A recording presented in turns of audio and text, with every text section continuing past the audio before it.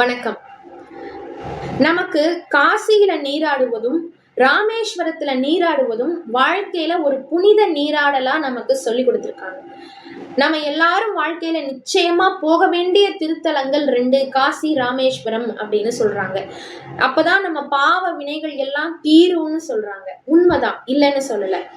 நம்ம இத்தனை பேரோட பாவங்களையும் கொண்டு போய் கங்கையில கொட்டுறோமே, அந்த கங்கை அப்ப புனிதம் இழந்துராதா? ஆனாலும் கங்கை ஒரு புனிதமான நதின்னு தானே நம்ம சொல்றோம். எப்படி இத்தனை பாவங்களை கொண்டு போய் அங்க கொட்டினதுக்கு அப்புறமும் கூட அது எப்படி இவ்வளவு புனிதமா இருக்கு அப்படிங்கிறதுக்கு ஒரு சின்ன கதை உதாரணம் சொல்லலாம்.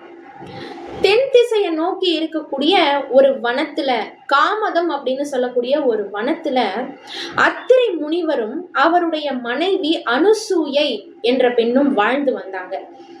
இவங்க இந்த வனத்துல இருக்கும் போதே உடன் நிறைய முனிவர்கள், மகரிஷிகள் எல்லாருமே இருந்தாங்க.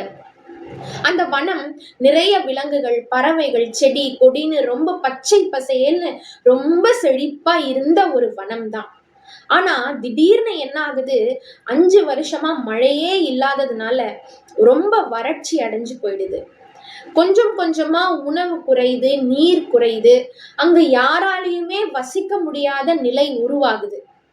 சுத்தி இருக்கிற எல்லாரும் சுதாரிச்சு கொஞ்சம் கொஞ்சமா அந்த வனத்தை விட்டு வெளியேறி போறாங்க. முதல்ல விலங்குகள், பறவைகள் எல்லாம் கிளம்புது. அதுக்கப்புறம் அங்க இருந்த முனிவர்கள், ரிஷிகள் எல்லாருமே கொஞ்சம் கொஞ்சமா இந்த இடத்துல நீருக்கு கூட வழி இல்லைன்னு கொஞ்சம் கொஞ்சமா வெளியே போறாங்க. ஆனா அத்திரி முனிவரும் அவருடைய மனைவி அனுசூயை அப்படிங்கிறவங்க மட்டும் இந்த வனத்திலேயே இருந்தாங்க. இந்த வனத்துக்கு மீண்டும் செழிப்பு கிடைக்கணும், பசுமை கிடைக்கணும் அப்படிங்கிறதுக்காக அத்திரி முனிவர் தவம் இயற்றுறாரு. இத பார்த்த அவருடைய மனைவி அனுசூயை என்ன பண்றாங்க, அவங்களும் அன்ன ஆகாரம் இல்லாம எதையுமே எதிர்பார்க்காம அவங்களும் கணவரை நினைச்சு தவம் இருக்கிறாங்க. அந்த கணவர் தவம் இயற்றக்கூடிய அந்த இடத்துக்கு பக்கத்திலேயே மண்ணால் ஒரு சிவலிங்கத்தை உருவாக்குறாங்க. அந்த சிவலிங்கத்தையும் கணவரையும் தன்னுடைய மனதுல தீராத வேண்டுதலாக இந்த வனம் செழிப்படைய வேண்டும், மீண்டும் பசுமை பெற வேண்டும் அப்படிங்கிறத மனசுல நினைச்சுக்கிட்டு அந்த புற்று சிவலிங்கத்தையும் கணவரையும் வலம் வராங்க. ஒரு நாள் அந்த அத்திரி முனிவர் கண் விழித்து பார்க்கிறாரு. நாம தான் தவம் இருக்கிறோம், சரி, நம்மளுடைய மனைவியும் அன்ன ஆகாரம் எதுவுமே இல்லாம எந்த எதிர்பார்ப்பும் இல்லாம இவ்வளவு கடுமையான தவம் செஞ்சுக்கிட்டு இருக்காளே அப்படின்னு சொல்லி வியந்து பார்க்கிறாரு. அந்த நேரத்துல முனிவர் என்ன பண்றாரு, அத்திரி முனிவர் ஒரு கமண்டலத்தை தன்னுடைய மனைவி கிட்ட கொடுத்து இதுல கொஞ்சம் கங்கை நீர் எடுத்து வா அப்படின்னு சொல்றாரு.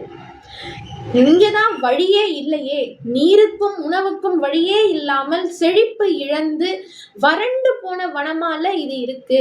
எங்க இருந்து இந்த இடத்துல இருந்து கங்கை நீர் கொண்டு வரதுன்னு கொஞ்சம் கூட யோசிக்காம அந்த கமண்டலத்தை எடுத்துக்கிட்டு போறாங்க, நீரை தேடி போறாங்க. அப்படி போற வழியில கங்கா மாதாவே அவள் முன்னால் தோன்றி, இந்தா நீ கேட்ட கங்கை நீர்னு அந்த கமண்டலத்தை நிறைக்கிறாங்க. நீங்கள் யார் அப்படின்னு கேட்டப்போ, உன்னுடைய கடுமையான தவத்தை பார்த்து சிவபெருமான் தான் என்னை இந்த இடத்துக்கு அனுப்பி வச்சாரு அப்படின்னு அந்த கங்கை மாதா சொல்றாங்க. இத கேட்ட உடனே ரொம்ப மகிழ்ச்சி அடைந்த அனுசூயை, நீங்க எனக்கு ஒரு வரம் தரணும் அப்படின்னு கேக்குறான். அனுசூயை கேட்டதுக்கு அந்த கங்கை மாதாவும் என்ன சொல்றாங்க, அப்படியா, நிச்சயமா தரேன், ஆனா நீயும் எனக்கு அதுக்கு பதிலுக்கு ஒண்ணு செய்யணும் அப்படின்னு கேக்குறாங்க. அனுசூயை என்ன சொல்றாங்க, என்னால எது முடியுமோ அதை நிச்சயம் செய்வேன் அப்படின்னு கங்கை மாதா கிட்ட சொன்ன உடனே இவள் அனுசூயை என்ன பண்றா, கங்கை மாதாவை பார்த்து, ஒரு நிலம் எல்லாமே நமக்கு தருது, நீர், உணவு, செழிப்பு, வாழ்வாதாரம் எல்லாமே ஒரு நிலத்திலிருந்து நமக்கு கிடைக்குது.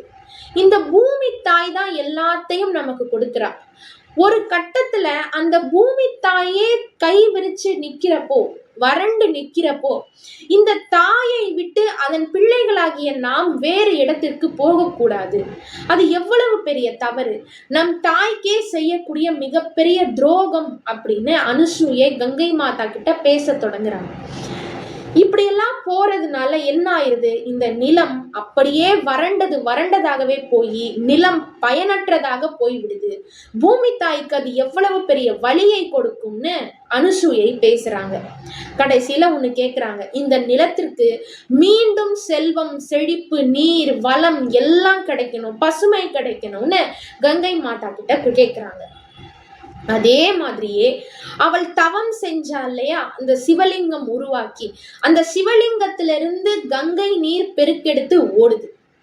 இத பார்த்து ரொம்பவே மகிழ்ச்சி அடைந்த அத்திரி முனிவரும் அவருடைய மனைவி அனுசூயையும் ரொம்ப மகிழ்ச்சி அடைகிறாங்க. சந்தோஷத்துல அவங்க கங்கை மாதாவை பார்த்து வணங்குறாங்க. இந்த நேரத்துல கங்கை மாதா அனுசூயையை பார்த்து ஒரு கேள்வி கேட்கிறா. நான் உன்கிட்ட கேட்டேன்ல, நீ பதிலுக்கு எனக்கு ஏதாவது செய்யணும்னு, அதை நிச்சயமா செய் அப்படின்னு சொல்லி, கண்டிப்பா செய்யறேன். இந்த வனத்துக்கு மீண்டும் செழிப்பை கொண்டு வந்த உங்களுக்காக நான் எதையும் செய்வேன்னு சொல்லி சொல்றா. அப்போ கங்கை மாதா கேக்குறாங்க, நீ இவ்வளவு நாளா எந்த பலனையும் எதிர்பாராது சிவபெருமான நோக்கி கடுமையான தவம் இருந்தல்ல, நீ இருந்த தவத்தின் பயனாலத்தான் இந்த வனம் மீண்டும் செழிப்படைந்தது. அது மட்டும் இல்லாம அன்ன ஆகாரம் எதுவுமே இல்லாம உன்னுடைய கணவரையும் நீ வணங்கி வந்த. அது எவ்வளவு பெரிய புண்ணியத்தை உனக்கு கொடுத்திருக்கு. நீ பெற்றிருக்கக்கூடிய இந்த புண்ணிய பலனில் இருந்து பாதியை எனக்கு கொடுக்கணும். ஏன்னா அப்பதான் என்கிட்ட கரைக்கக்கூடிய பாவங்களை நான் போக்கிக் கொள்ள முடியும் அப்படின்னு சொல்லி அந்த அனுசூயை கிட்ட இருந்து பாதி புண்ணியத்தை கங்கை தாய் பெற்றுக்கொள்றா. இந்த நேரத்துல சிவபெருமான் பஞ்ச முகங்களோட காட்சியளித்து அனுசூயைய ஆசீர்வாதம் செய்யறாரு. எப்படின்னா, ஒரு புண்ணியத்தையே தானம் செய்த புண்ணியவதி நீதான், உன்னை விட புண்ணியவதி இந்த பூமியில் பார்க்க முடியாதுன்னு அவளை ஆசீர்வாதம் செய்து இருவரையும் வாழ்த்தி அந்த இடத்துல இருந்து மறைகிறாரு. இந்த கதை நமக்கு என்ன உணர்த்துது அப்படின்னா, நமக்கு கிடைக்கிறத மற்றவங்களுக்கு கொடுத்தோம்னா அது பல மடங்கா பெருகி அது எல்லாருக்கும் கிடைக்கும் அப்படிங்கிறதும் மிகப்பெரிய உண்மை. ஆனா இப்படிதான் கங்கை தன்னுடைய பாவங்களை போக்கி கொண்டு இந்த புண்ணியவதி கிட்ட இருந்துதான் புண்ணியத்தை பெற்று புனிதமான நதியாக விளங்கி கொண்டிருக்கிறது அப்படிங்கிறது இந்த கதை நமக்கு உணர்த்துது. அது மட்டும் இல்லாம நாம இந்த கதையிலிருந்து தெரிந்து கொள்ள வேண்டிய பெரிய விஷயம் என்ன, நமக்கு கிடைப்பது சிறிதளவாக இருந்தாலும் அதில் பாதியை தானம் செய்யும் போது அந்த தானம் பல மடங்கா பெருகி எல்லாருடைய வாழ்க்கைக்கும் பயன்படும் அப்படிங்கிறது இந்த கதையிலிருந்து நம்ம தெரிஞ்சுக்கிறோம். நன்றி, வணக்கம்.